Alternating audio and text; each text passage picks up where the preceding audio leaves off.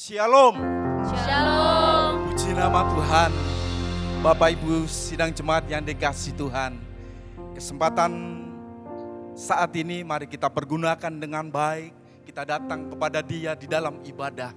Sebab Dia sudah menang untuk kita dari dosa. Amin. Amin. Sebab Dia yang lebih kuasa dari dosa. Kita sudah dimenangkan oleh karena Dia, oleh karena kuasanya. Mari bersama-sama kita datang mengucap syukur kepada Dia.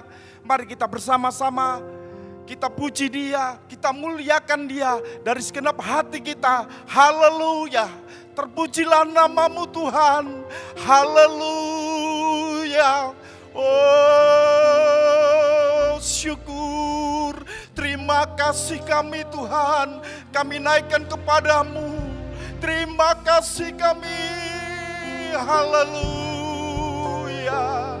Oh, kuasa-Mu sungguh besar. Kuasa-Mu Tuhan yang sudah menyelamatkan kami. Engkau yang layak kami sembah dan kami puji. Haleluya.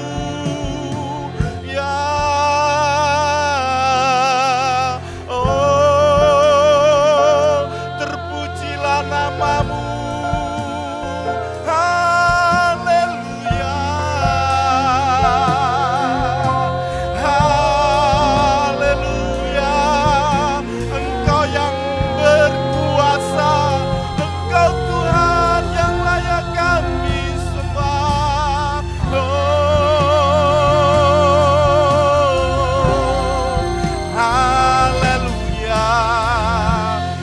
Bersama-sama pergunakan suaramu, sembah Dia.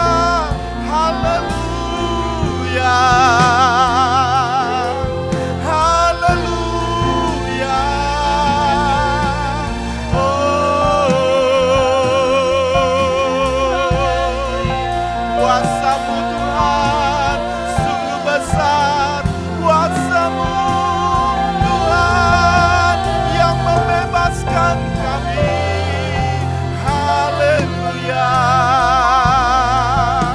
Oh, terpujilah Engkau Tuhan, terpujilah nama-Mu Yesus. Haleluya. Terima kasih Yesus, terima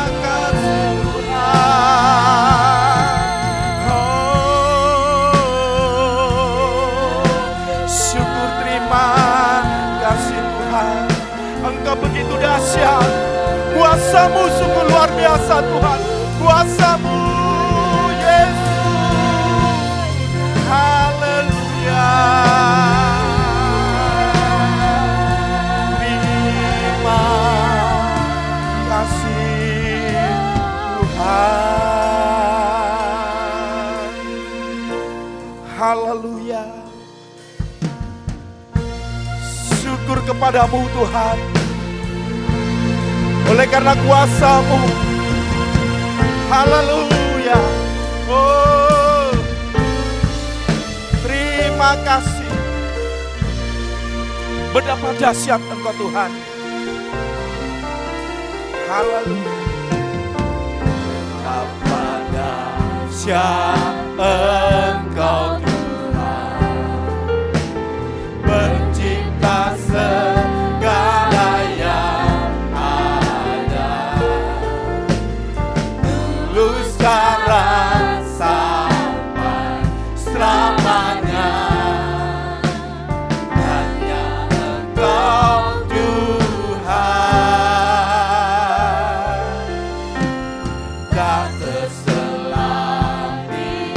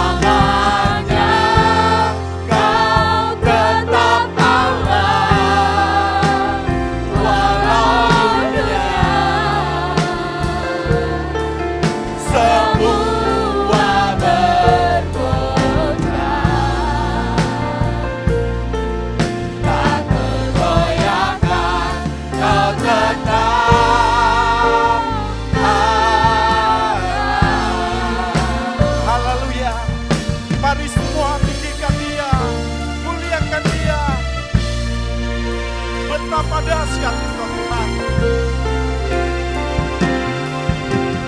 Betapa dahsyat Engkau Tuhan, Amin. Haleluya. pencipta segala yang ada. Dulu, sekarang, sampai selamanya, hanya Engkau Tuhan. Tak terselami pikiranmu, tak terukur pandang setiamu.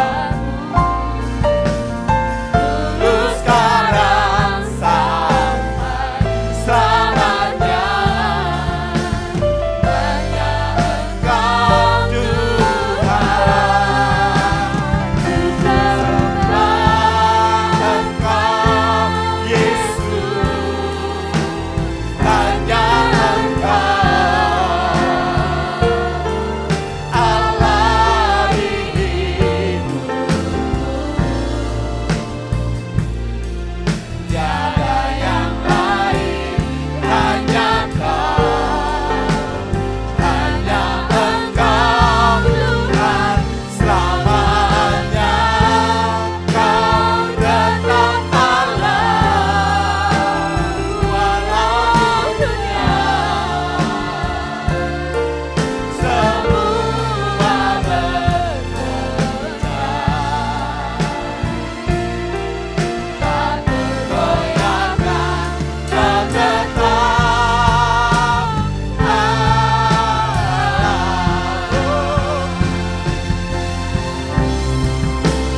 Ku sembah Engkau, Yesus, hanya Engkau, Allah di hidupku. Tiada yang lain, hanya Kau, hanya Engkau Tuhan selamanya. Kau tetap Allah, walau dunia semua bergoncang.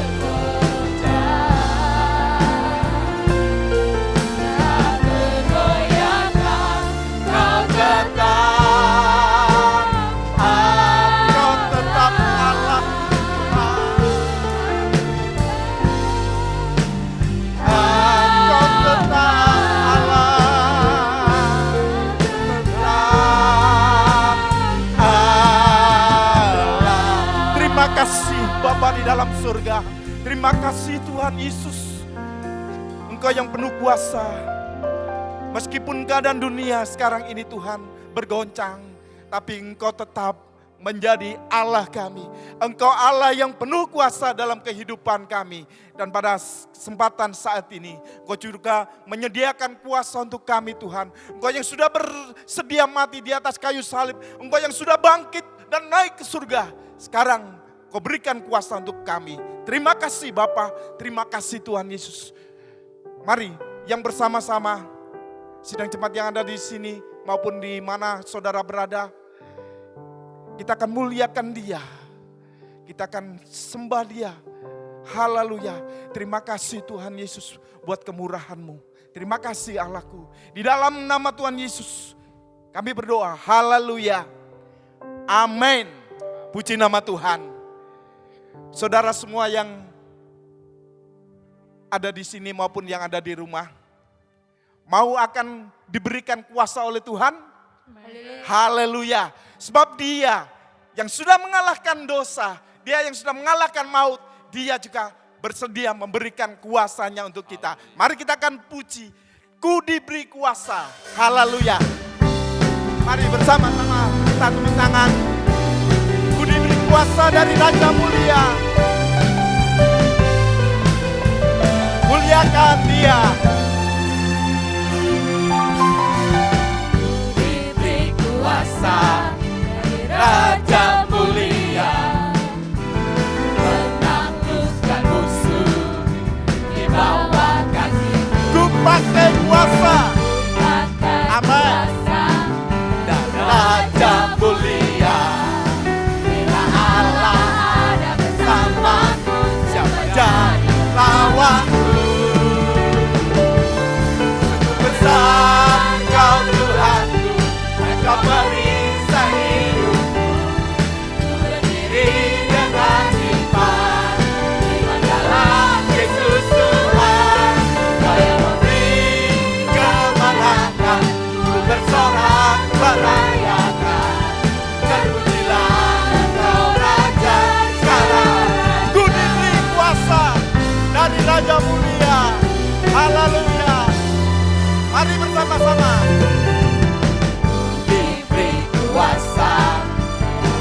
Raja mulia, menaklukkan musuh di bawah kaki. Amin. Haleluya.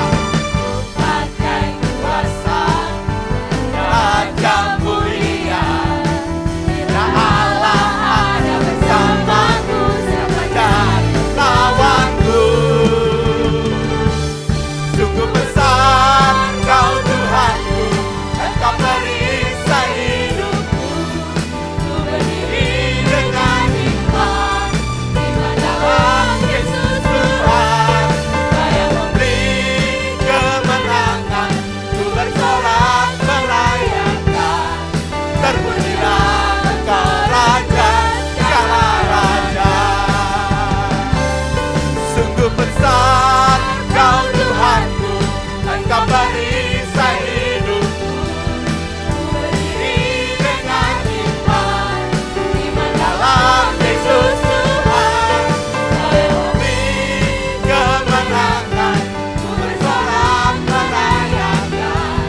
Terpujilah Engkau Raja segala raja. Haleluya.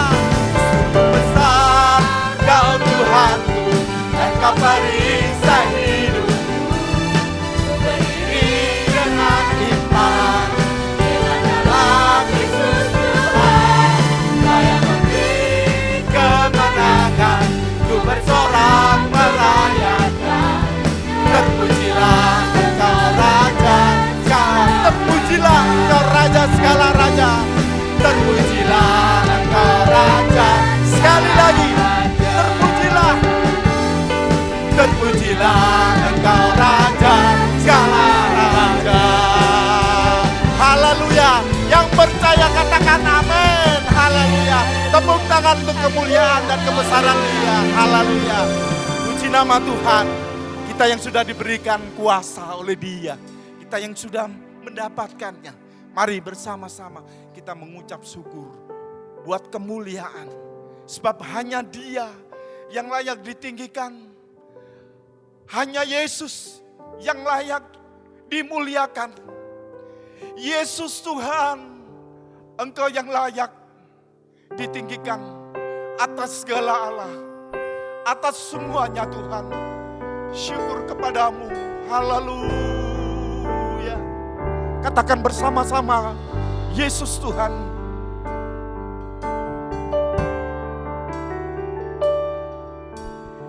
Yesus Tuhan ditinggikan atas segala Allah, dimuliakan naik ke surga, berikan Roh-Ku. Datanglah sekarang. Datanglah sekarang, penuhi kami dengan kuasa-Mu.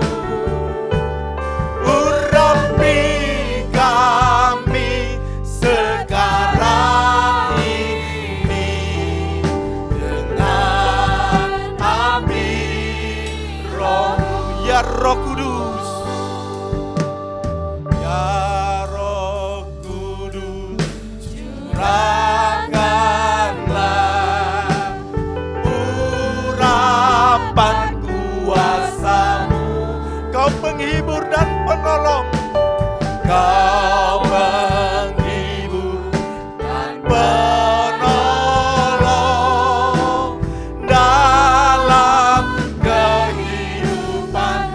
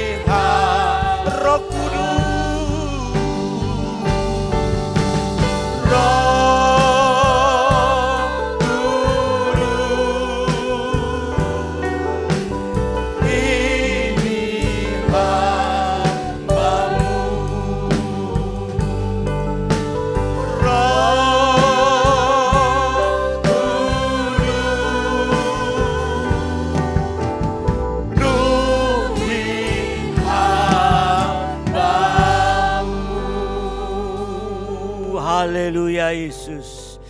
Haleluya Yesus, itulah kerinduan kami Tuhan, untuk kami selalu mendapat pertolongan daripada Engkau lewat kuasa urapan Roh-Mu yang memenuhi dalam kehidupan kami ini. Karena kami tahu kami tidak mampu Tuhan tanpa kuasa urapan Roh-Mu Tuhan. Untuk itu Bapa, di tengah-tengah kami memperingati kenaikan-Mu ke surga saat ini. Dan saat inilah di mana Engkau menjanjikan kirim Roh Kudus-Nya bagi setiap kami Tuhan. Untuk itu mari Engkau akan tolong Tuhan, supaya benar-benar kami semua, bukan saja pelayan-Mu tapi seluruh sidang jemaat-Mu Tuhan, untuk dipenuhi dengan kuasa Roh-Mu Tuhan. Sebentar kami akan mendengarkan firman-Mu, Engkau juga urapi kami Tuhan, sehingga kami boleh mampu untuk mendengar dengan benar, dengan sungguh-sungguh sampai mengerti Tuhan, dan yakin akan firman-Mu Tuhan. Terima kasih Bapa, terima kasih Engkau berhadirat di antara sidang-Mu, dimanapun sidang-Mu berada saat sore malam hari ini Tuhan. Terima kasih Bapa, terima kasih. Engkau akan tolong juga kalau masih ada kuasa-kuasa yang masih mengganggu dalam pemberitaan firman-Mu, kembali satu hati mengundang kuasa nama-Mu untuk usir dan perintahkan semua kuasa roh mengganggu, perintahkan kamu keluar dalam nama Tuhan Yesus Kristus.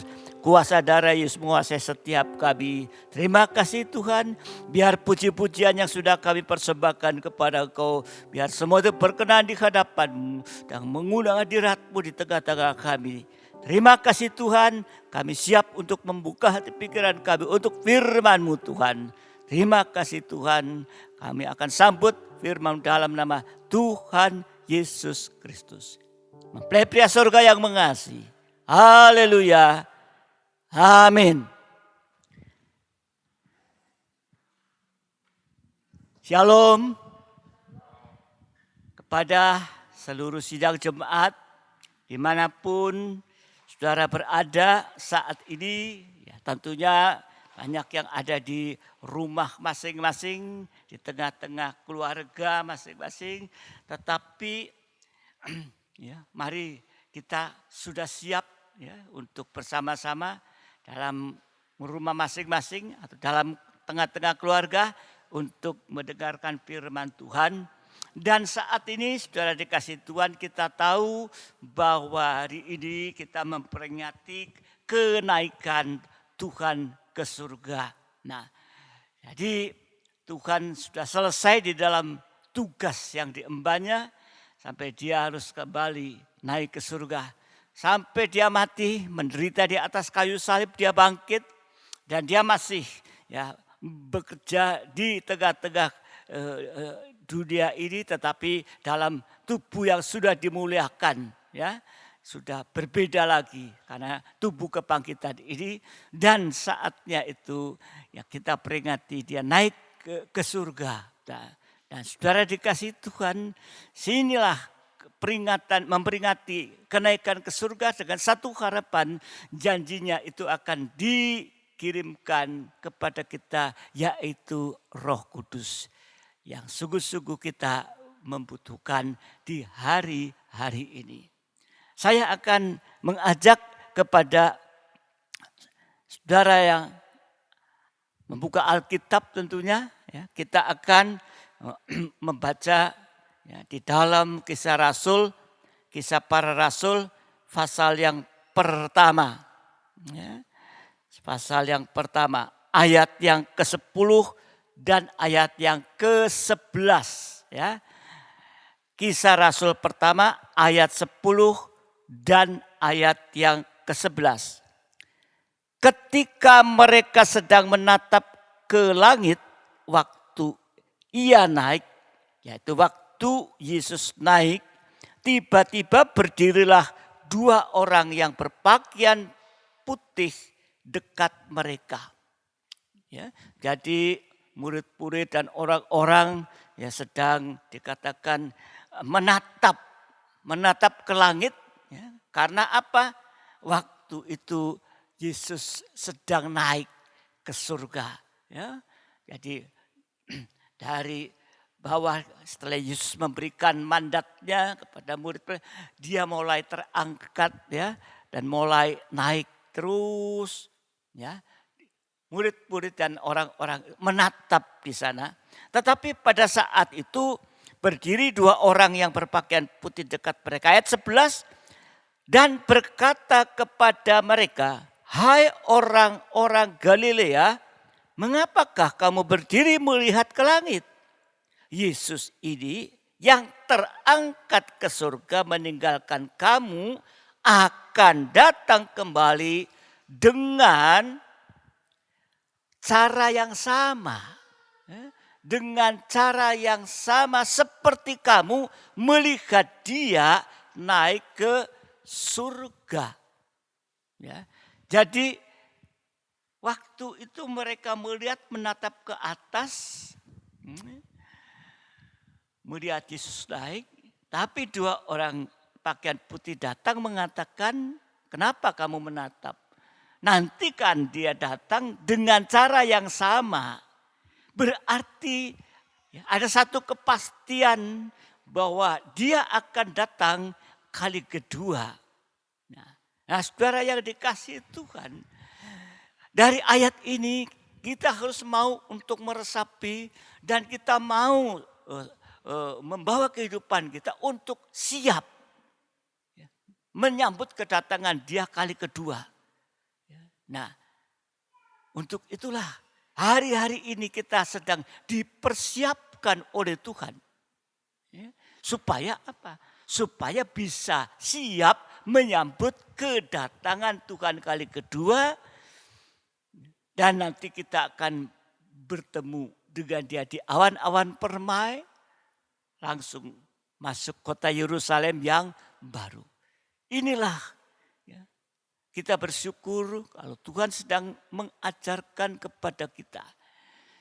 Yaitu untuk mempersiapkan kehidupan ini. Kita sedang berbicara tentang hal ini sudah beberapa lama ini. Yaitu tentang Paskah. Nanti lepas. Seperti Yesus setelah angkat lepas. Kita juga nanti akan terlepas dari dunia ini. Untuk itu persiapkan itu sudah kita pelajari dalam menghadapi Paskah. Tempatnya, fasilitasnya, dan lain sebagainya.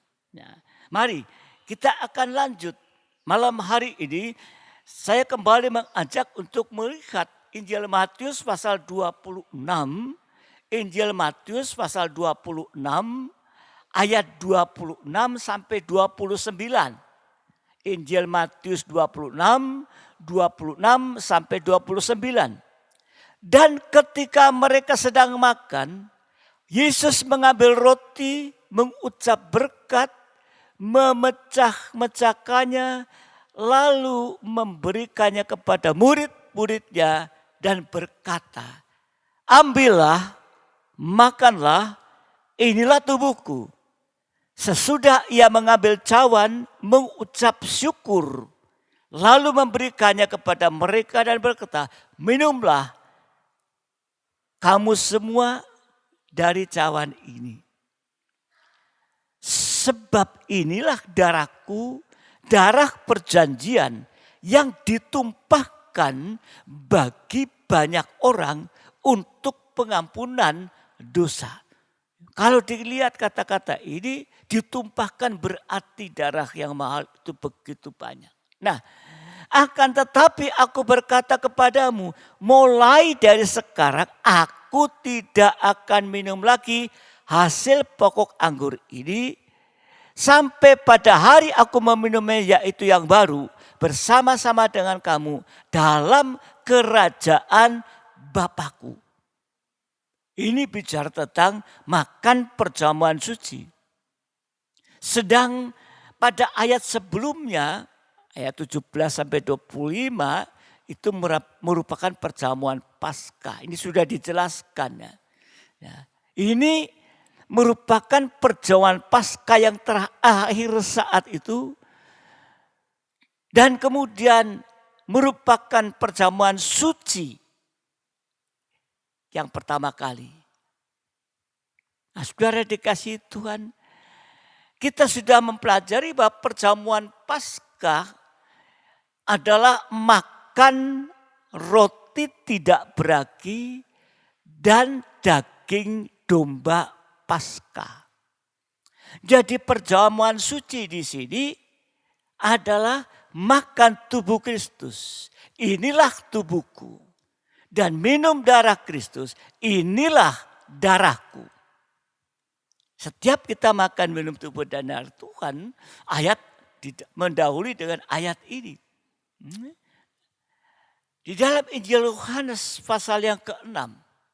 Injil Yohanes pasal yang ke-6 ayat 54 dan 56. Ya. Injil Yohanes 6 54 sampai 56. Barang siapa makan dagingku dan minum darahku, ia mempunyai hidup yang kekal dan aku akan membangkitkan dia pada akhir zaman. Sebab dagingku adalah benar-benar makanan dan darahku adalah benar-benar minuman. Barang siapa makan dagingku dan minum darahku, ia tinggal di dalam aku dan aku di dalam dia. Inilah ya, kegunaan perjamuan suci, yaitu tubuh dan darah Yesus. Jadi kalau kita makan minum tubuh darah Yesus dalam perjamuan, jangan ya, asal-asal, jangan menggampangkan dan lain sebagainya. Nanti kita akan pelajari. Kita lihat dulu kegunaan perjamuan suci ya, yang kita lakukan setiap PA, setiap minggu pertama. Ya. Kegunaan yang pertama, ya, kegunaan yang pertama tadi ayat yang ke-55, dagingku adalah benar-benar makanan, darahku adalah benar minuman. Jadi perjamuan suci adalah makanan dan minuman sejati. Ya, bukan sekedar. Makanan, minuman sejati. Kalau dikatakan ayat 55, dagingku benar-benar. Yang mengatakan ini Yesus. Benar-benar makan, darahku benar-benar minuman. Jadi perjamuan suci adalah makan dan minum atau makanan dan minuman sejati yang memberikan kepuasan sejati kepada kita. Sekali lagi tadi penekannya, Tuhan katakan benar-benar. Jadi Tuhan memberikan makanan dan minuman sejati kepada kita. Kenapa? Karena manusia itu cenderung tidak pernah puas dalam hal makan dan minum. Ya, gak pernah puas. Ya, makan dan minum terus. Bahkan sampai jatuh dalam dosa. Dosa makan minum dan dosa kawin mengawin itu puncaknya. Ya. Satu bukti kalau manusia gak puas. Satu bukti kalau manusia nggak puas. Waktu di Taman Eden, Tuhan perintahkan kepada manusia apa? Makan buah. Dengan bebas. Ya. Asal satu nggak boleh dimakan. Jadi makannya di situ buah. Tetapi setelah manusia itu jatuh dalam dosa, dibuang ke dunia ini, manusia kenyataannya bukan hanya makan buah. Tetapi ya, makan daun-daunan. Ya enggak? Ya, juga batang tanaman ya, yang muda-muda dimakan. Ya. Bahkan akar-akaran dimakan. Ya. Ya. Apa? Singkong itu kan akar. Dimakan. Bahkan manusia makan binatang. Ini menunjukkan manusia yang sulit dalam dosa itu tidak puas dengan makanan dan minuman. Karena itu Tuhan beri makanan dan minuman sejati supaya kita tidak jatuh dalam dosa makan minum dan kawin mengawinkan. Nanti kita akan telusuri kenapa seperti ini. Jadi perjamuan suci itu meredam segala ketidakpuasan manusia. Baik itu makan, minum, kawin, mengawinkan dan sebagainya. Sehingga harusnya kita bisa selalu mengucap syukur kepada Tuhan. Tadi Tuhan memecah-mecahkan dan mengucap syukur. Ya. Kalau makan minum itu bisa diredam, bisa dipuaskan, maka perjamuan suci juga bisa meredam rasa tidak puas. Dalam segala hal, bukan soal makan minum tok. Dalam segala hal. Ya. Jadi ini kegunaan perjamuan suci, yaitu tubuh dan darah Yesus merupakan makanan dan minuman yang sejati kepada manusia yang tidak pernah puas. Ya. Manusia nggak pernah puas sehingga jatuh dalam dosa. Puncaknya dosa makan minum dan kawin mengawinkan. Yang kedua, ayat 54, kegunaan perjamuan suci yang kedua, ayat 54 tadi. Ia mempunyai hidup yang kekal. Jadi perjamuan suci memberikan hidup yang kekal kepada manusia yang berdosa. Setiap kehidupan yang menghargai perjamuan suci tidak akan dikuasai oleh maut. Artinya, sekalipun seorang meninggal dunia, tapi akan dibangkitkan untuk mendapatkan hidup kekal. Nah, tubuh dan darah Tuhan, perjamuan suci. Ya. Yang ketiga, kegunaannya ayat 56. Ia tinggal di dalam aku dan aku di dalam dia. Artinya di sini perjamuan suci itu menyatukan kita dengan Tuhan dalam hubungan kita sebagai tubuh, dia sebagai kepala. Jadi ini merupakan hubungan yang paling erat. Tubuh dan kepala. Ada hubungan yang paling erat. Yang tidak bisa terpisahkan selama-lamanya. Tubuh itu istri atau mempelai wanita. Kepala itu suami atau mempelai laki-laki surga. Jadi perjamuan suci juga merupakan hubungan tadi ya, antara dia kepala dan tubuhnya yang merupakan hubungan nikah antara kita mempelai wanita dan Kristus sebagai mempelai pria surga yang nanti puncaknya masuk dalam perjamuan kawin anak domba. Jadi mulai dari sekarang ini kita harus menghargai tubuh dan darah Tuhan. Praktiknya lewat perjamuan suci. Sampai nanti menyatukan kita. Ya, puncaknya masuk dalam perjamuan kawin anak tua. Berarti kita juga terangkat nanti. Jadi kalau kita memperingati kenaikan Tuhan, mari kita akan lebih mendengarkan firman Tuhan, menatap ke atas. Tapi dikatakan oleh dua orang, nanti akan datang seperti itu. Seperti dia naik. Untuk itu kita siap. Harus siap. Untuk menyambut kedatangan Tuhan kali kedua. Kita juga nanti terangkat. Nah saudara dikasihi Tuhan. Di Wahyu 19 ayat 9, kita sudah sering membaca Wahyu 19 ayat 9. Lalu ia berkata kepadaku, tuliskanlah, berbahagialah mereka yang diundang ke perjamuan kawin anak domba. Katanya lagi kepada, perkataan ini adalah benar. Perkataan dari Allah.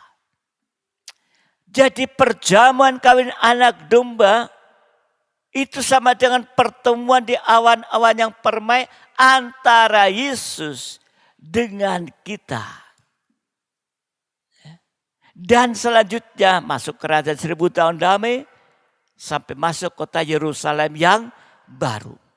Untuk itulah di hari-hari ini kita mau untuk sungguh-sungguh. Itu tadi adalah merupakan yaitu kegunaan. Ya, kegunaan. Ya, itu kegunaan.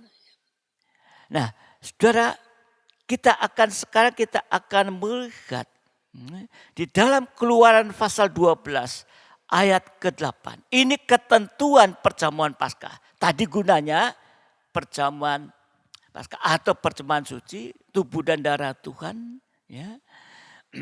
Tetapi kita harus menghargai ya, perjamuan suci itu. Tetapi sekarang kita melihat bagaimana ketentuan perjamuan Paskah ya, yang juga sama dengan ketentuan akan makan perjamuan suci. Keluaran 12 ayat ke-8, Keluaran 12 ayat ke-8. Dagingnya harus dimakan mereka pada malam itu juga. Yang dipanggang mereka harus dagingnya harus dimakan mereka pada malam itu juga. Yang dipanggang mereka harus makan dengan roti yang tidak beragi beserta sayur pahit ini. Jadi inilah ketentuan perjamuan Paskah yang sama dengan ketentuan untuk makan perjamuan suci. Di sini dikatakan yaitu harus dimakan pada malam itu juga. Malam ini menunjukkan kepada akhir zaman. Kegelapan malam, akhir zaman. Jadi makanan yang paling cocok untuk menghadapi akhir zaman. Ini makanan rohani tentunya ya. Menghadapi akhir zaman dengan puncaknya dosa. Itu adalah perjamuan suci. Dan pengajaran yang benar. Ya, makanya di PA, firman pengajaran dan perjamuan suci. Jadi peraturan makan perjamuan suci yang pertama tadi, dagingnya harus dipanggang dengan api. Daging kita harus dipanggang dengan api. Ini menunjuk pada api Roh Kudus. Ya, Tuhan pernah mengatakan, aku akan kirimkan api semoga menyala. Ya, Tuhan sudah janjikan memang, dia akan kirimkan Roh Kudus. Ya, bagaikan api. Jadi makan perjamuan suci harus dalam urapan Roh Kudus. Ya. Kedagingan ini harus ya, dimatikan. Kita ada urapan Roh Kudus. Jadi mari kita tidak boleh sembarangan untuk makan perjamuan suci. Saya sering mengatakan kepada sidang jemaat, kalau ada anak-anak kecil yang belum mengerti dan dia terima tubuh dan darah Tuhan tidak mengerti, dianggap roti dan anggur biasa, kasihan anak-anak. Ya, jangan sampai. Tapi kalau sudah bisa diberi pengertian, dan orang tua harus mendampingi. Ya, jadi anak-anak itu tidak ya, menganggap itu sebagai ya, sesuatu ya, atau main-main. Ya. orang tua harus mendampingi, beri pengertian yang benar ini. Ya. Jadi saudara yang dikasih Tuhan enggak sembarangan makan perjamuan suci. Ya, harus sungguh-sungguh. Ini peraturan yang pertama. Ya, harus dalam urapan Roh Kudus. Enggak sembarangan. Api Roh Kudus itu mematikan daging dengan segala hawa nafsunya. Sehingga kita akan makan perjamuan suci bukan untuk memuaskan daging. Nah, jadi kalau anak-anak nggak ngerti ikut dipikir ini, wah buat makan rotinya enak, buat makan untuk daging. Bukan itu. Ya. Jadi makan perjamuan suci bukan untuk memuaskan daging yang nanti akan menimbulkan kebanggaan. Wah aku sudah makan minum tubuh darah, ikut perjamuan suci dan lain-lain. Dengan urapan Roh Kudus kita makan perjamuan suci disertai dengan merendahkan diri dan ucapan syukur kepada Tuhan. Karena Tuhan mengucapkan roh dan mengucap syukur. Kita juga ya, dengan rendahan hati dan mengucap syukur kepada Tuhan. Ya, ini peraturan yang pertama, makan perjamuan suci dalam urapan Roh Kudus. Yang kedua tadi harus dimakan. Ya ini dalam perjanjian lama ya. Harus dimakan dengan roti tidak beragi. Buat kita sekarang ya, perjamuan suci tadi dalam urapan Roh Kudus. Tapi peraturan kedua yaitu dimakan dengan roti tidak beragi. Roti itu menunjuk kepada firman Allah, tidak beragi artinya murni. Jadi roti tidak beragi adalah firman Allah yang murni, firman Allah yang benar, yang keras, yang tajam, memang tidak mengenakan daging ini.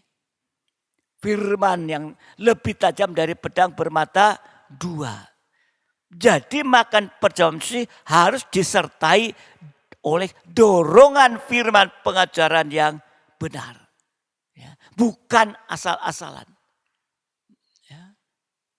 Jadi ada perjamuan suci harus didahului dengan firman pengajaran yang benar. Nah, ini saudara dikasih Tuhan. Seringkali bertanya, apa firman pengajaran yang benar? Ya pertama memang semua tertulis dalam Alkitab. Tapi cirinya firman pengajaran yang benar 2 Timotius pasal 4 ayat 2. 2 Timotius pasal 4 ayat 2. Ya. Beritakanlah firman. Siap sedialah baik atau tidak baik waktunya.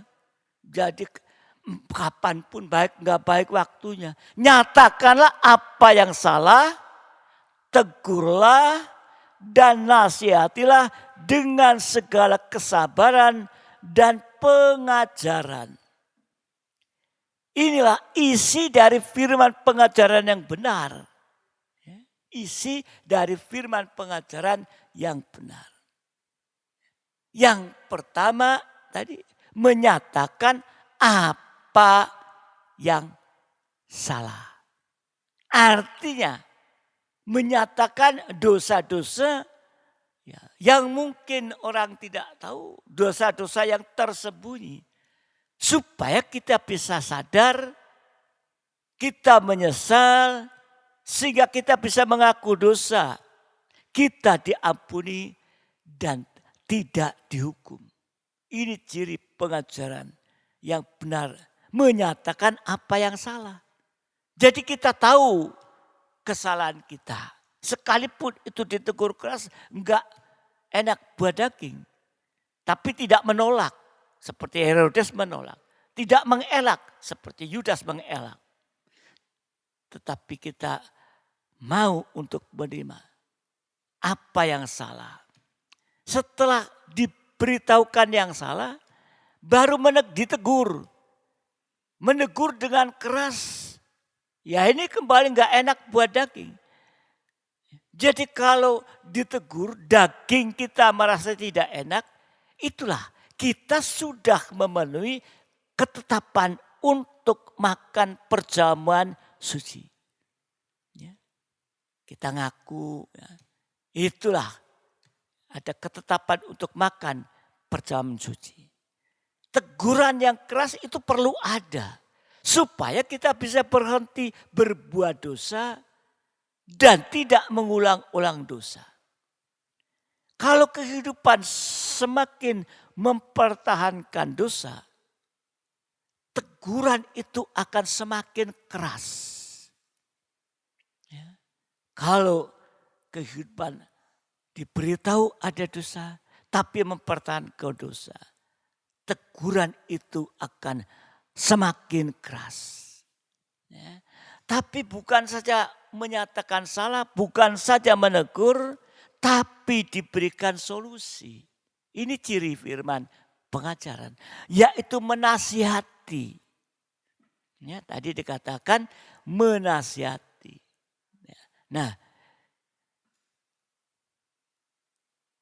nasihat itu merupakan tuntunan tangan Tuhan supaya kita tetap berada dalam kebenaran dan kesucian. Dinasihati. Ya.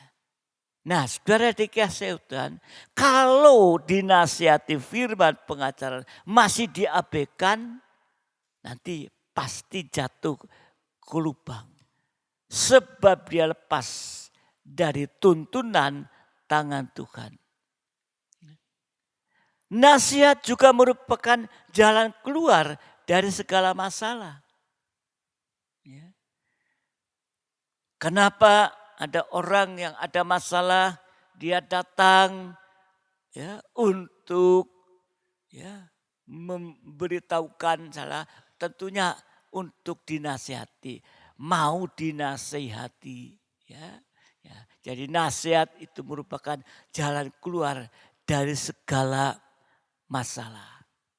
Ada masalah, baik anak-anak di sekolah ada ya, yang bisa menasihati guru-guru. Di rumah orang tua menasihati. Di ibadah-ibadah ya itu juga ada, baik itu hamba-hamba Tuhan, ya gembala-gembala dan lain sebagainya. Ya. Jadi ya, kalau tak ada masalah, mengambil jalan lain di luar firman, nanti yang ditemui bukan jalan keluar, tapi bahkan mengalami jalan buntu dan kebinasaan. Ya, tapi minta nasihat yang benar.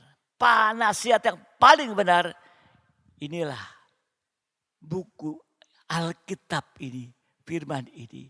Isinya nasihat-nasihat. Ini yang paling benar. Kalau kita orang percaya ada masalah, minta kepada ya, nasihat kepada orang yang tidak seiman, nasihatnya nanti berbeda. Ya. Salah satu contoh di dalam nikah, ya, ada pertukaran dan sebagainya. Ya.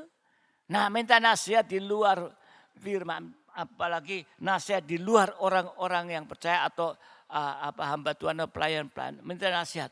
Wah, aku begini loh, di dalam nikahnya ada masalah, suamiku atau istriku begini-begini. Sudah gampang aja lah, ceraikan aja lah, wis bar. Itu nasihat orang-orang dunia seperti itu kan. Tapi nasihat dari Tuhan, nasihat dari orang-orang pelayan Tuhan yang benar, hamba-hamba Tuhan yang benar, itu tidak akan memberikan kesempatan untuk itu. Tapi dinasihati ya, dengan firman Tuhan, ayolah, baliklah. Apalagi dinasihati dengan kebenaran firman Tuhan.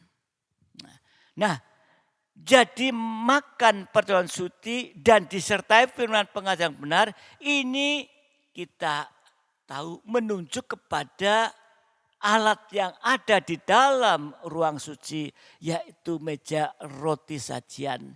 Buat kita sekarang ketekunan dalam ibadah pendalaman Alkitab dan perjamuan suci. Kalau kita tekun dalam ibadah PA dan perjamuan suci, kita akan mengalami penyucian secara terus-menerus. Mulai penyucian dari dalam hati. Kalau hati itu disucikan, perkataan dan perbuatan juga akan disucikan. Karena semua itu keluar dari hati. Seluruh kehidupan kita disucikan. Sampai satu waktu mencapai kepada kesempurnaan. Ya. Mazmur 24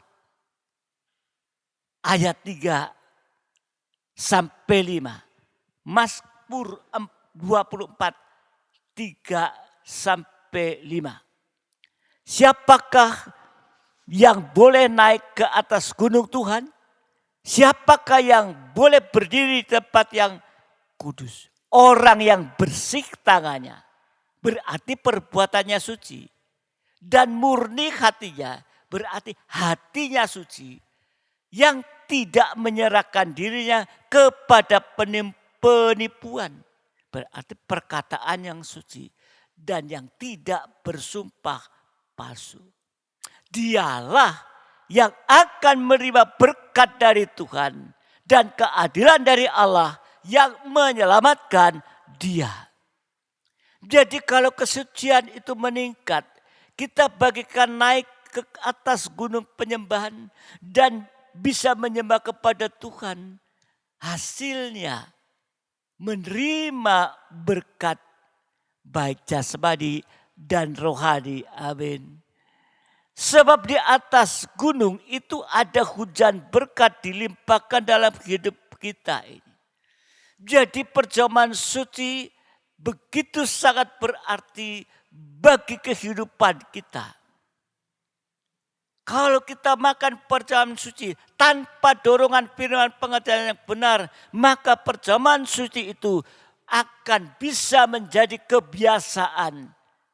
Bahkan akan menimbulkan hujan kutukan sampai kebinasaan. Inilah yang harus menjadi perhatian kita di akhir zaman. Supaya nanti kita juga bisa terlepas, terangkat. Nah, seperti dia terangkat. Jadi semakin banyak menerima perjamuan suci, makan minum tubuh dan darah Tuhan. Kalau ya, tanpa dorongan firman, itu akan banyak kutukan yang dihadapi. Ya. Wah kalau gitu ya, aku masih, kan katanya menguji diri dengan firman. Lah, kira-kira ya benar yang mana? Yang pertama, kalau ada perjamuan suci, aku ini masih merokok contoh soal. Kita tahu merokok itu dosa dan firman Tuhan juga menyatakan itu. Tapi ada perjamuan suci. Lebih baik aku enggak makan minum tubuh dan darah Tuhan.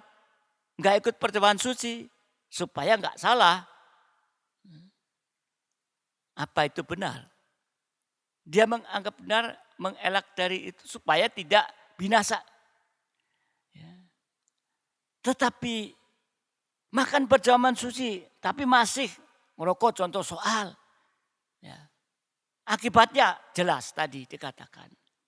Tapi yang benar adalah ya, kita mau bertobat, mau menyelesaikan oleh karena firman, dorongan firman, maka kita tetap makan, minum tubuh dan darah Tuhan. Kalau tadi nggak ikut perjamuan oleh karena ngerokok nggak, apa pikirnya nggak binasa? Tetap binasa. Upah dosa itu maut. Jadi yang benar itu. Ya. Kita makan percobaan suci atas dorongan firman untuk menguji kita ini. Dan kalau ada kekurangan, ada kesalahan yang tidak sama dengan firman Tuhan, ada dosa, segera diakui.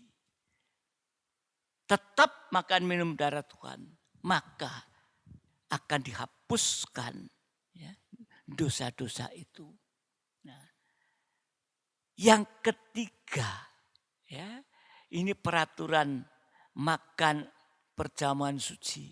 Ya, peraturan ya, tadi dagingnya harus dipanggang dengan api dalam perjanjian lama. Buat kita sekarang makan perjamuan suci harus dalam urapan Roh Kudus. Dan yang kedua dimakan dengan roti tidak beragi. Berarti firman Allah yang murni dan benar. Ya, yang isinya tadi sudah dijelaskan. Menyatakan apa yang salah, menegur, menasihati. Ya.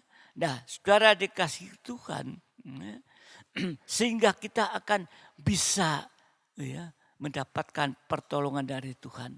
Kalau kita tekun dalam ibadah PAD serta perjamuan suci, kita akan mengalami penyucian tadi terus menerus.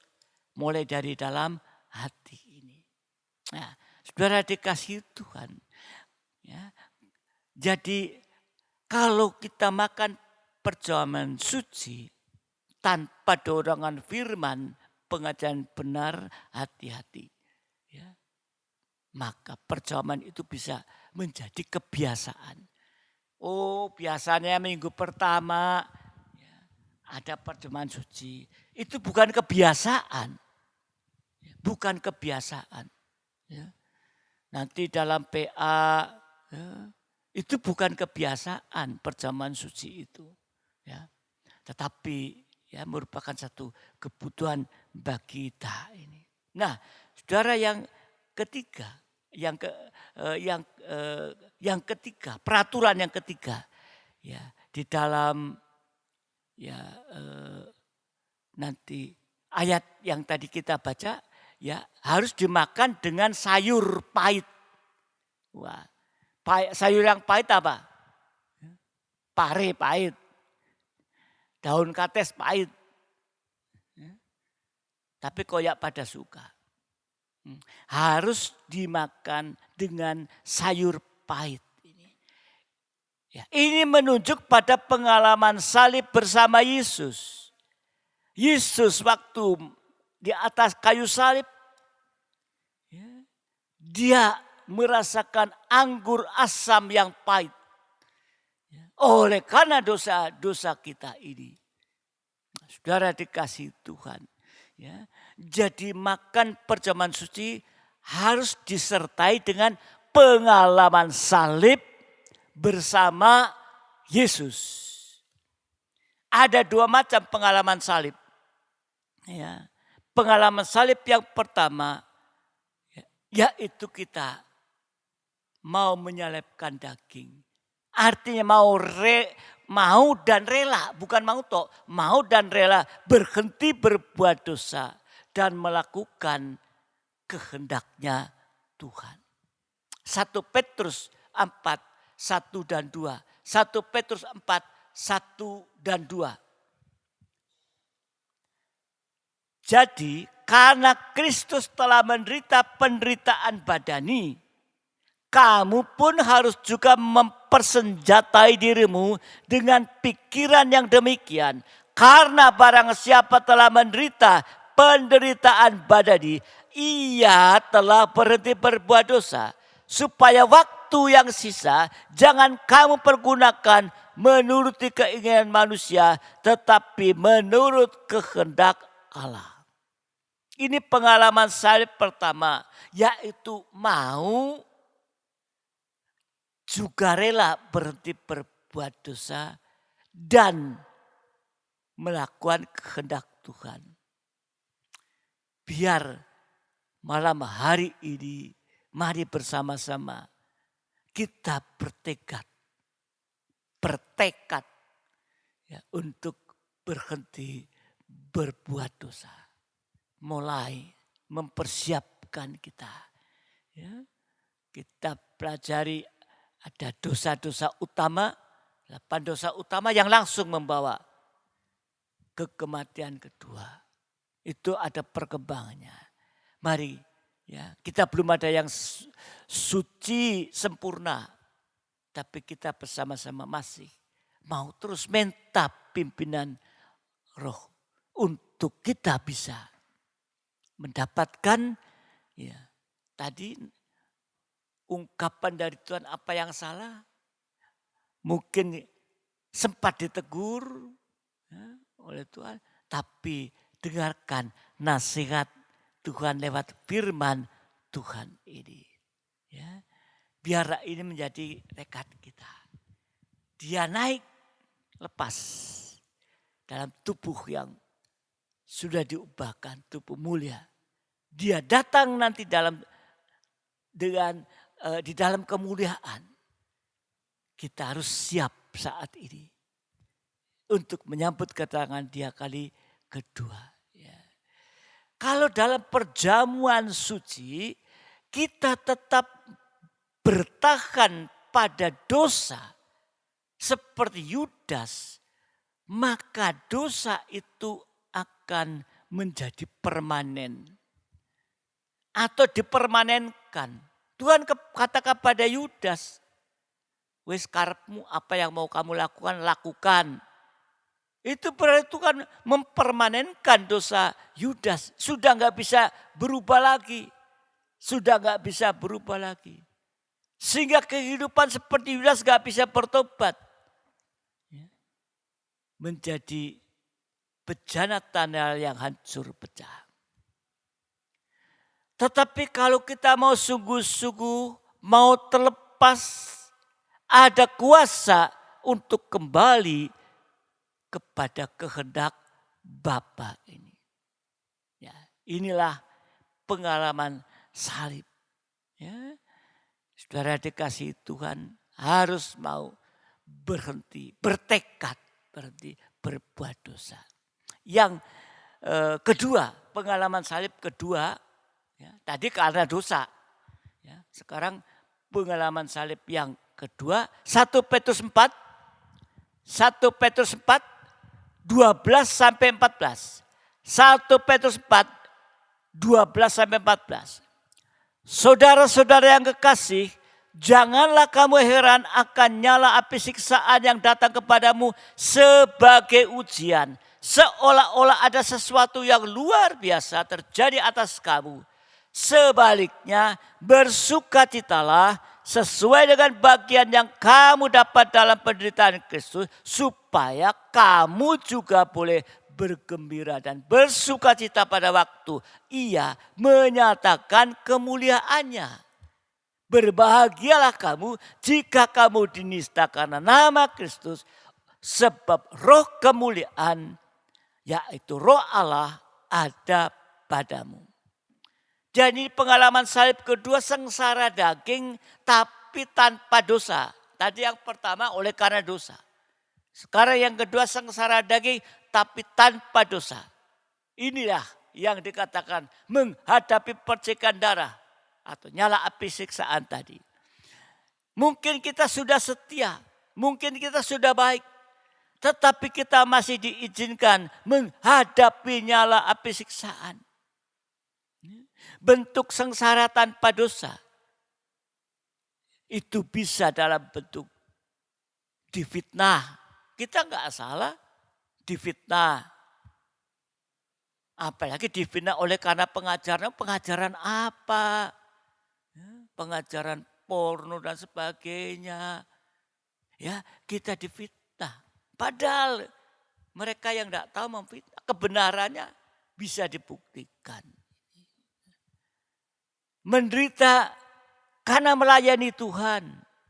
Ya, menderita secara jasmani. Melayani Tuhan seringkali kita nggak salah. Tapi ada percikan darah.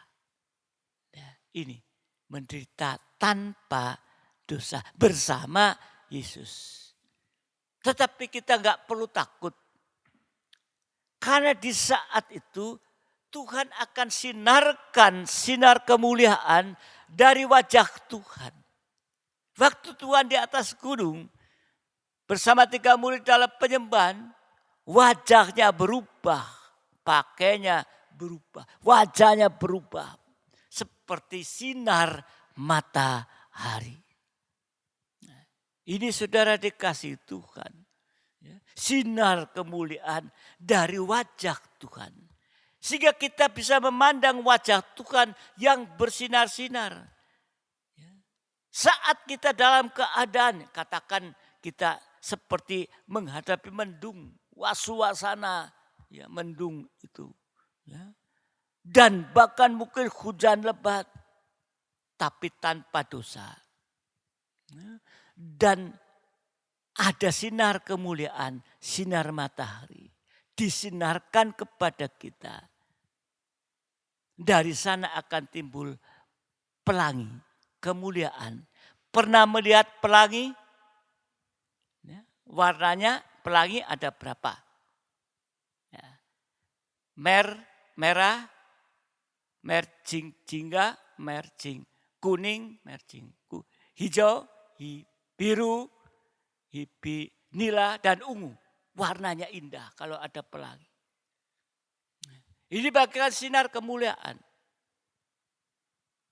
Saudara dikasih Tuhan. Jadi di saat menghadapi mendung atau hujan lebat tanpa dosa, ada sinar kemuliaan atau sinar matahari. Dan di sana akan timbul pelangi kemuliaan Tuhan. Jadi saat kita menderita, biarlah kita mau memandang kepada wajahnya Tuhan. Ya, akan ada sinar yang keluar. Yang menolong kita. Yehezkiel 1 ayat 28. Yehezkiel 1 ayat 28. Seperti busur pelangi yang terlihat pada musim hujan di awan-awan. Ya. Kalau nggak ada hujan, nggak ada pelangi. Ya. Demikianlah kelihatan sinar yang mengelilingnya. Begitulah kelihatan gambar kemuliaan Tuhan. Tatkala aku melihatnya, aku sembah sujud, lalu ku dengar suara Dia yang berfirman. Nah, jadi kalau ada pelangi kemuliaan, hasilnya kita akan mendapatkan kekuatan ekstra, kita menjadi kuat dan teguh hati, sehingga tidak mudah putus asa, tidak mudah kecewa, tapi justru malah berbahagia dalam penderitaan bersama Tuhan. Wajah berseri. Hasil yang lain dalam Yohanes 11. Kalau ada pelangi kemuliaan, ada sinar kemuliaan dari wajah Yesus. Sehingga kita mendapat kekuatan ekstra. Sinar matahari. Ya.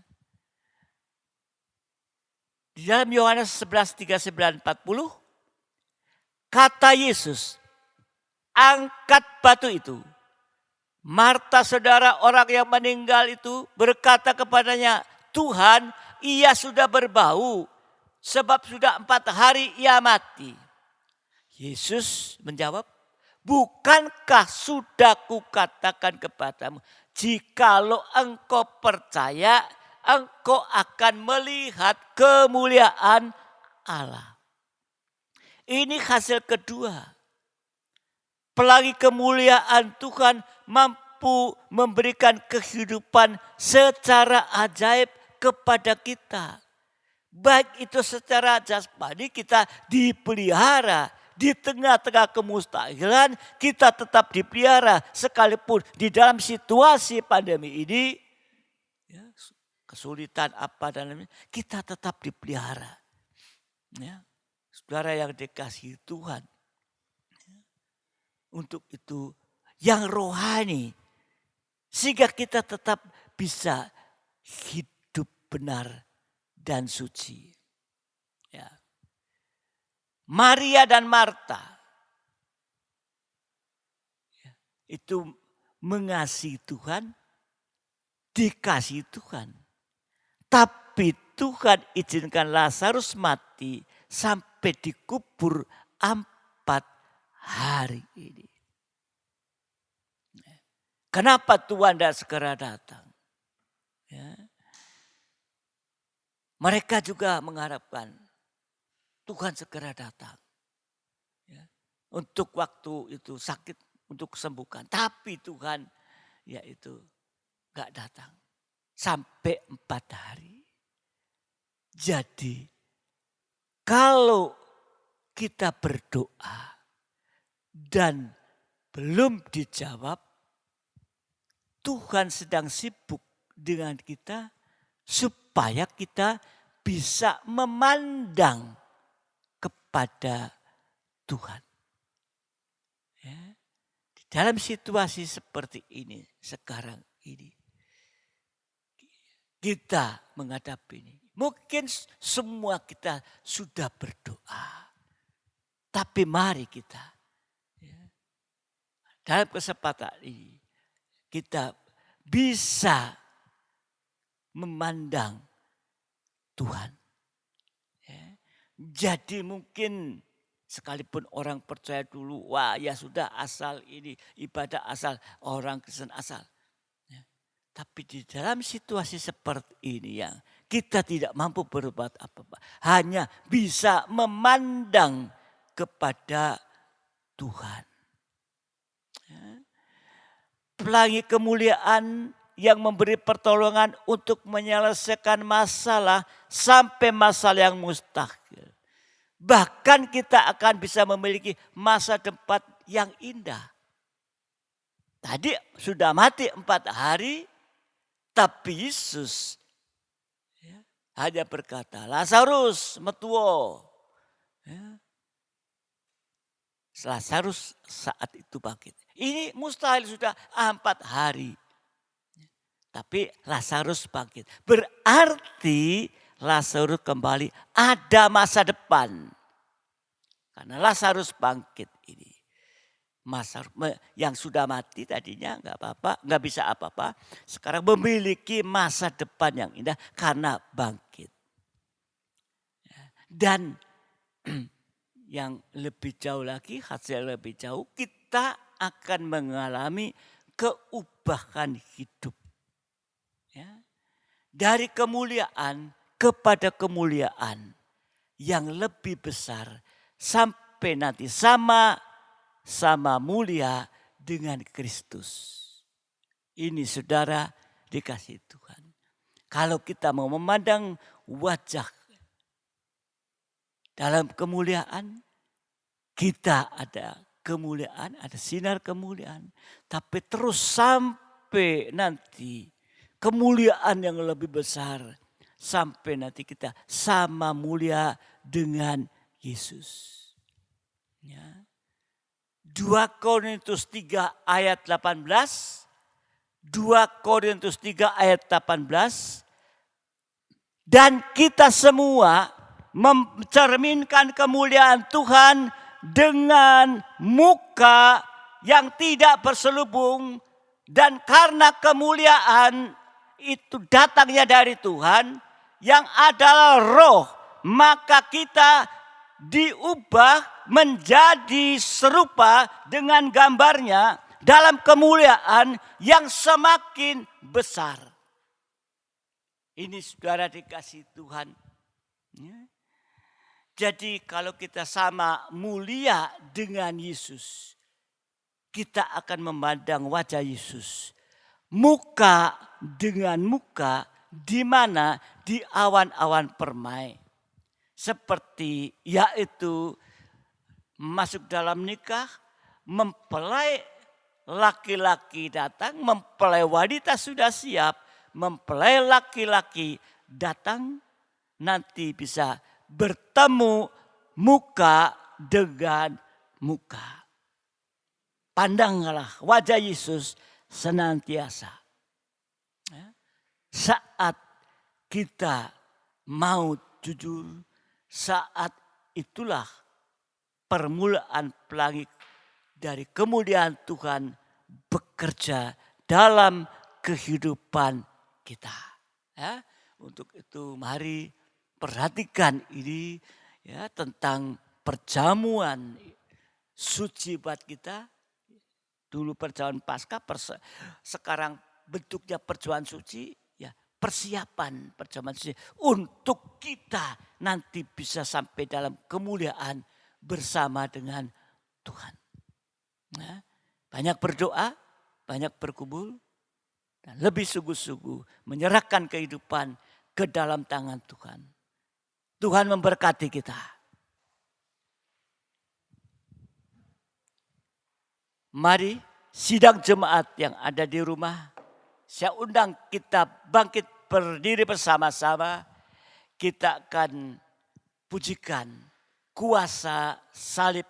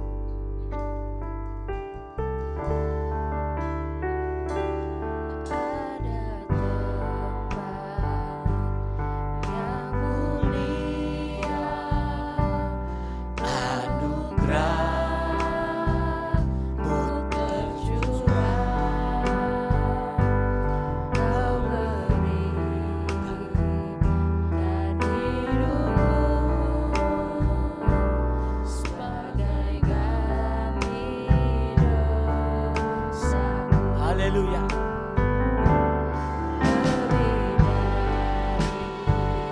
Yang kukira pengampunan yang kuterima, kasih Yesus yang abadi mengalir di dari atas kembali kita puji. Ada tempat yang mulia, anugerah-Mu tercurah, Kau berikan hidupmu sebagai ganti dosa. Lebih dari yang kukira, pengampunan yang kuterima, kasih Yesus yang abadi mengalir di Kalvari.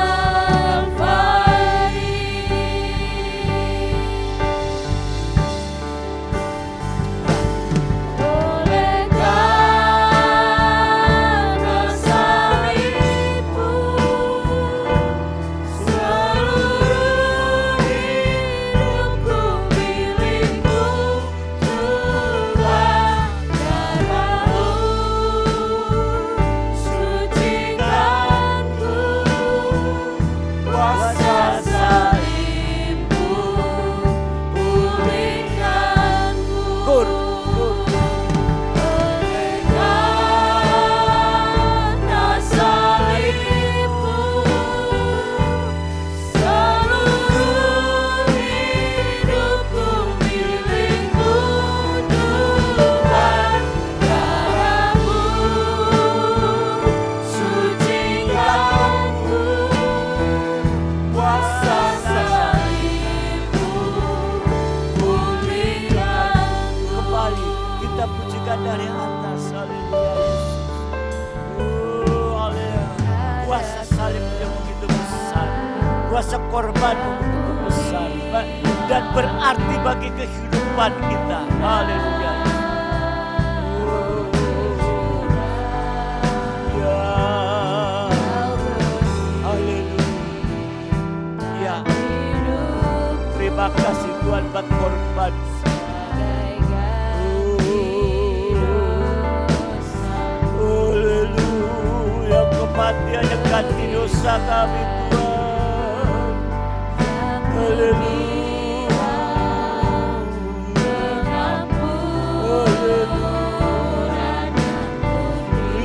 kasih Tuhan.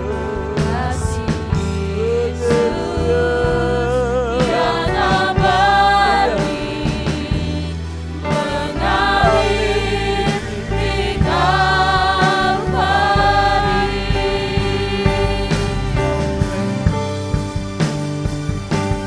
Oleh karena salibmu, seluruh hidupku milikmu Tuhan. Darahmu sucikanku, kuasa salibmu pulihkanku.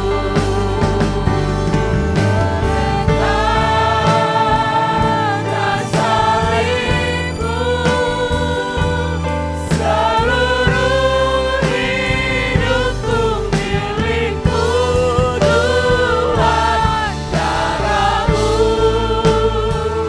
sucikanku, kuasa salibmu pulihkanku. Kembali ku katakan haleluya oleh karena salibmu.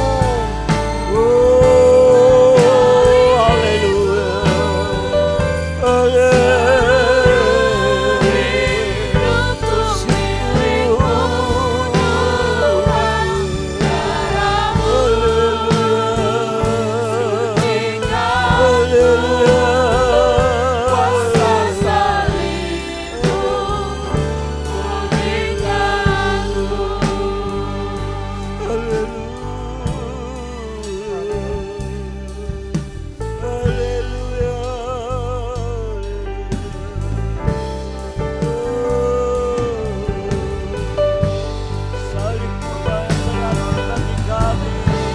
kuasa salibmu pulihkanku. Haleluya, haleluya,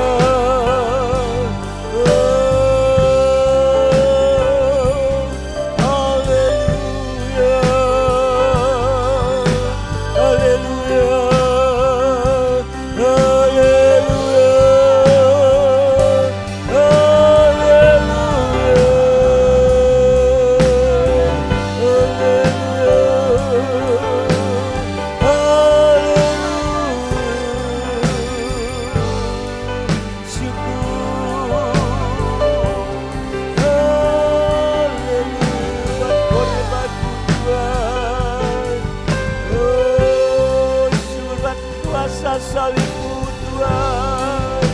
Haleluya, haleluya, haleluya. Terima kasih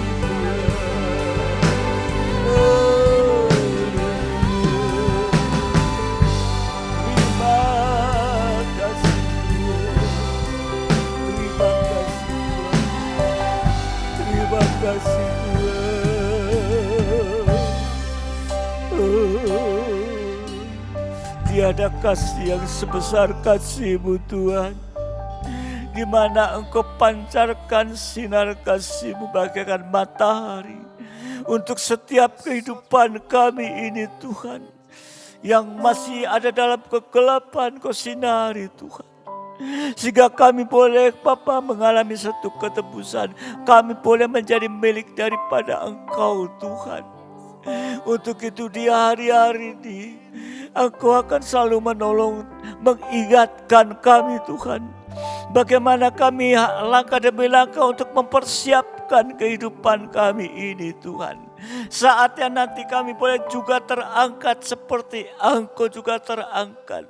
Dan kami boleh mempersiapkan kehidupan ini Tuhan untuk menyambut kedatangan-Mu kali kedua.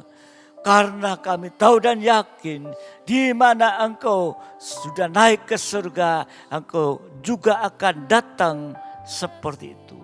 Untuk menolong, menyambut, membawa kehidupan kami ini. Untuk itu biarlah Bapa, Kami menyerahkan seluruh kehidupan kami di saat-saat ini untuk mempersiapkan kehidupan ini Tuhan.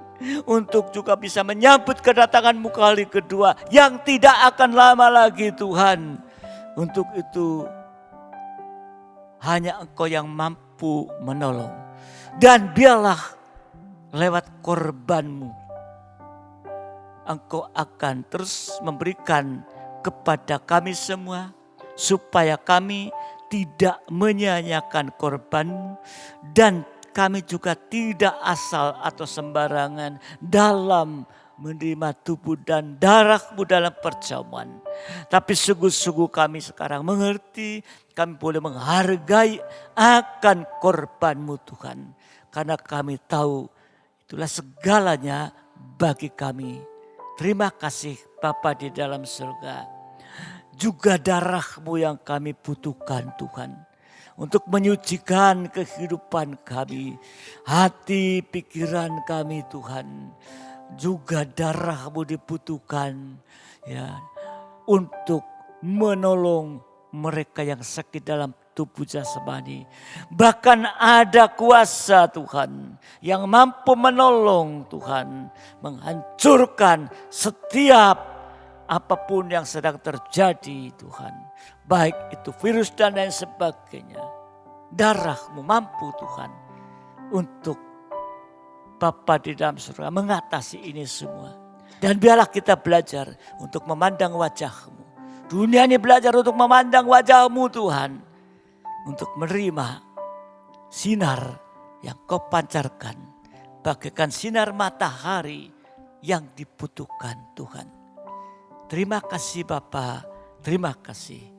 Kami hanya dapat menyerahkan keberanian kami ke dalam tangan-Mu. Bapa, di saat kami malam hari memperingati kenaikan-Mu Tuhan. Kami bersyukur.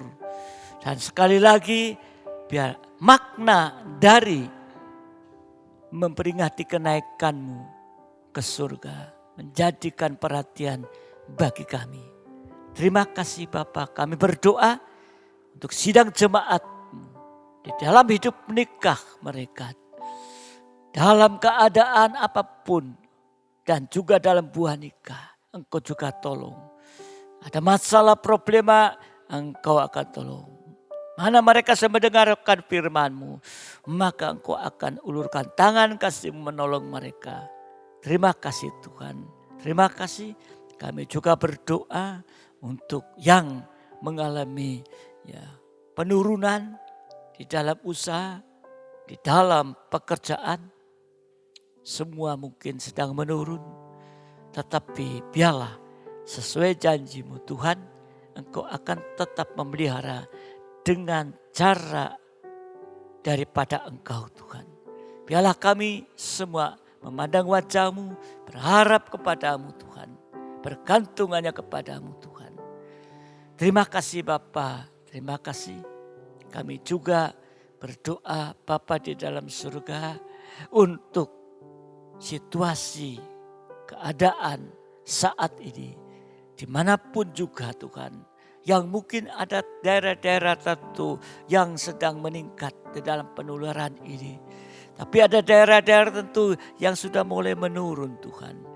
Tapi kami tahu percaya semua rencana daripada Engkau akan jadi rencana indah bagi orang yang mengasihi Dia. Mengasihi Engkau. Terima kasih Tuhan. Terima kasih. Berdoa sekali lagi untuk mereka yang duduk dalam pimpinan negara ini. Pemerintahan sampai yang terbawah. Mereka yang mendapat hikmat daripada Engkau Tuhan. Untuk bisa mengatasi apa yang sedang terjadi. Mereka bisa mengatur semua. Sehingga semua boleh Bapa mengikuti himbauan atau aturan yang ada. Sehingga tidaklah penularan ini semakin terus berkembang. Tetapi Engkau akan menolong mereka. Sehingga juga masyarakat Engkau juga tolong. Ampuni yang ada dalam kekurangan, kelemahan, mungkin masih melanggar dan sebagainya. Tapi Engkau juga akan tolong supaya kami semua boleh belajar Tuhan untuk mentaati himbauan-himbauan yang ada. Sekalipun kami tidak takut, tapi kami boleh belajar taat. Terima kasih Bapa, terima kasih kami dapat mengucap syukur kepada malam hari ini Tuhan. Dan biarlah Engkau akan tolong sekalipun kami di rumah masing-masing mempergunakan waktu-waktu ini Tuhan. Untuk dapat bersekutu dalam keluarga. Untuk menantikan Roh Kudus dicurahkan. Ada dalam ketekunan Tuhan. Seperti murid-murid orang-orang saat itu yang menunggu janji-Mu Tuhan. Mereka berada dalam satu tempat Tuhan. Dan saat yang Kau curahkan api Roh Kudus itu Tuhan. Demikian juga Engkau kirim bagi kehidupan keluarga-keluarga jemaat-Mu. Terima kasih Bapa, terima kasih. Berkati pelayan-Mu malam hari ini yang sudah menyediakan waktu Bapa dalam surga untuk melayani kami dalam hari kenaikan Tuhan. Terima kasih, terima kasih. Biarlah Kau memberkati sidang jemaat-Mu semua Tuhan. Dimanapun berada, limpahkan berkat pemeliharaan, berkat kesehatan bagi mereka. Biar damai sejahtera dan kasih karunia dilimpahkan di tengah-tengah mereka semua. Terima kasih Tuhan.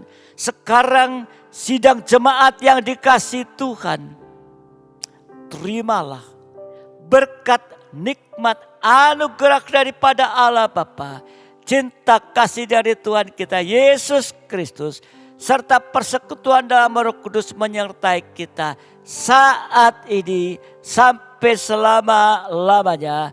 Dalam berkat nama Tuhan Yesus Kristus, mempelai pria surga yang mengasihi, yang percaya bersama katakan amin.